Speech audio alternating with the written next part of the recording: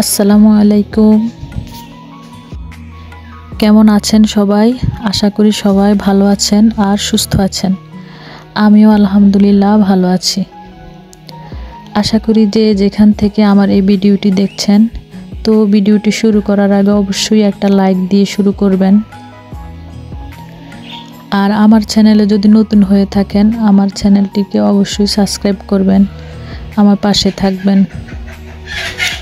তো আজকে আমি দেখাবো হচ্ছে গরুর দুধ দিয়ে কিভাবে খিরসাটা তৈরি করে, আর খিরসা তৈরি করে ওইটা দিয়ে কিভাবে পাটিসাপটা পিঠা বানায়।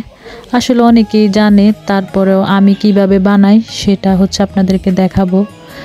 আমি আসলে প্রত্যেক শীতেই আর কি অনেকবারই খিরসা নিজের হাতে তৈরি করি, কিন্তু এবার আর সেটা হয় নাই।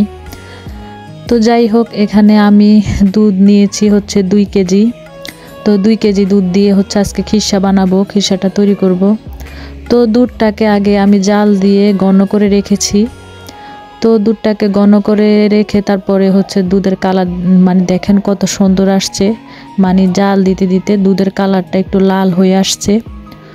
তো যখন দুধটা ঘন হয়ে আসবে আর কি, তখন ওটার মধ্যে আর কি চিনি দিয়ে দিব, যে যেমন মিষ্টি খায়। তো আমি অল্প করে চিনি দিলাম, যেহেতু দুধটা ঘন করে জাল দিলে এমনিতেই দুধটা একটু মিষ্টি হয়ে যায়।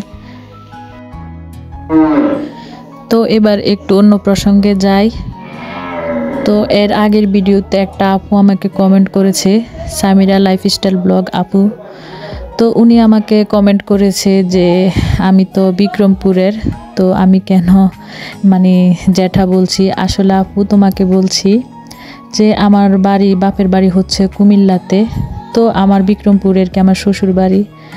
তো আসলে আমার একটা মেইন সমস্যা হলো, আমি কিন্তু আসলে অনেক আগে থেকেই ব্লগ ভিডিও করতাম, করি নাই, হয়তো আমার বয়সটা আমার কাছে একটু ভালো লাগে না, এই বয়সের জন্যই আর কি আসলে ব্লগ আইডি খুলি নাই।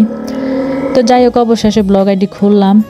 তো আমার বয়স শুনে অনেকেই এই কথা বলে যে আপু আপনি তো বিক্রমপুরের না। আসলে যেহেতু আমি কুমিল্লার মেয়ে, সেই জন্য বিক্রমপুরের মতো তো আর আমার বাসা হবে না, সেই জন্য আর কি আমার বাসাটাও একটু অন্যরকম।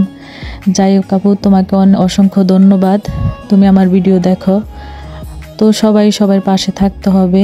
আমি আসলে আগে থেকেই তোমাদের ভিডিও দেখি, সব সময় তোমাদের ভিডিও দেখতে আমার খুবই ভালো লাগে।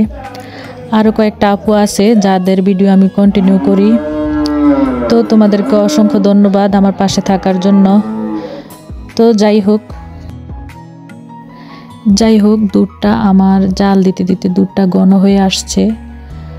তো এটার মধ্যে এখন আমি এটার মধ্যে দিয়ে দিব একটু চাউলের গুঁড়া, একটু পানি দিয়ে গুলে, তো এটার মধ্যে দিয়ে দিলে আর কি ওটা ঘন হয়ে আসে।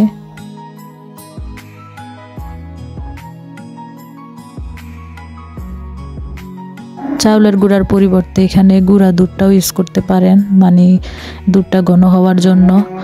আর আমি এখানে বাড়তি কোনো কালার ইউজ করি নাই, আপনারা ইচ্ছা করলে এখানে বিভিন্ন কালারও ইউজ করতে পারেন, কিন্তু আমি এখানে কোনো কালার ইউজ করি নাই।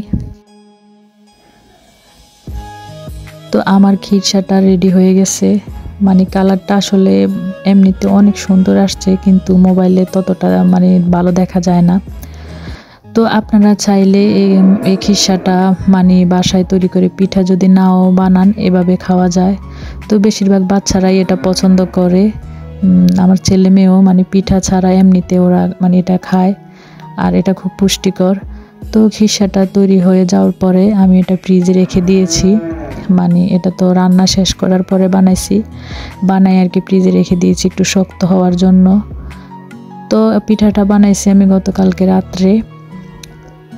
তো এইভাবে আর কি আমি আস্তে আস্তে পিঠাগুলা তৈরি করছি।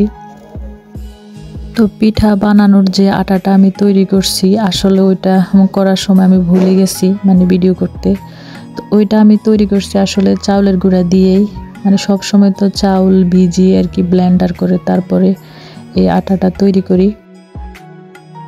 তো এই ফার্স্ট টাইম আর কি চাউলের গুঁড়া দিয়ে আটাটা তৈরি করছি। তো চাউলের আটাটা তৈরি করার সময় কি আপনারা একটু হালকা কুসুম গরম পানি দিয়ে একটু ভিজিয়ে রাখলে আর কি পিঠাটা সুন্দর হয়।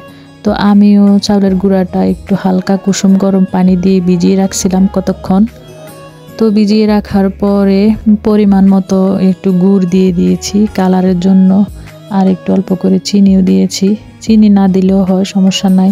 আসলে এটা দেখানো উচিত ছিল, আসলে ভুলে গিয়েছি কি করব। তো এইভাবে আর কি আমি পিঠাগুলা মানে আস্তে আস্তে সবগুলা পিঠাই অনেক সুন্দর হয়েছে।